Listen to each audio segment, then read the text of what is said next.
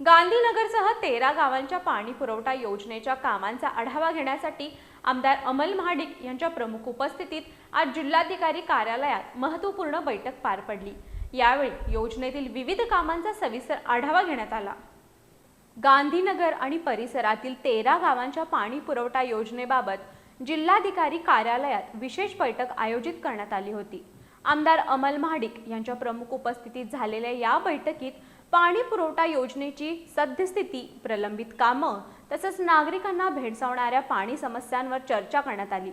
संबंधित विभागातील अधिकाऱ्यांकडून कामांच्या प्रगतीचा आढावा घेण्यात आला असून रखडलेली कामं तातडीनं पूर्ण करण्याच्या सूचना देण्यात आल्याची माहिती समोर आली आहे। या संदर्भामध्ये गेले कित्येक वर्ष झाला हा 13 गावचा पाणी पुरवठ्याचा प्रश्न हा प्रलंबित आहे।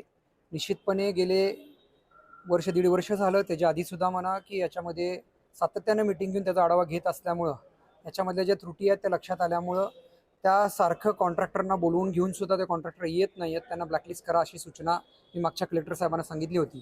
त्यांना संधी दिली होती 15 दिवसापूर्वीची की त्यांनी येऊन बाबा त्यांचं प्रेझेंटेशन किंवा त्यांचं काम पूर्ण करावं या दृष्टिकोनातून, पण ते काय काम पूर्ण करत नाहीत असं एकंदर दिसत नाही आहे। अधिकारी त्यांच्या पाठीमागं हातबल झालेत की बाबा काम पूर्ण करा। महानगरपालिका हद्दीतले असतील रस्ते असतील किंवा ग्रामीणचे हायवे जे असतील किंवा जिल्हा मार्ग असतील, ह्या सगळ्या रस्त्यांची परमिशन आपण त्यांना खोदायची ऑलरेडी घेऊन दिलेली आहे। त्याच्यामध्ये त्यांची निराशा दिसती आहे। त्यामुळे आज आता कलेक्टर साहेबांबरोबरच्या बैठकीमध्ये आता निर्णय घेतोय आम्ही की बाबा याच्या संदर्भात त्यांना एक 8 दिवसाची मुदत देऊन जर ते नाही देऊ शकले तर त्यांना ब्लॅकलिस्टेड करा असं मी यामध्ये मागणी केली।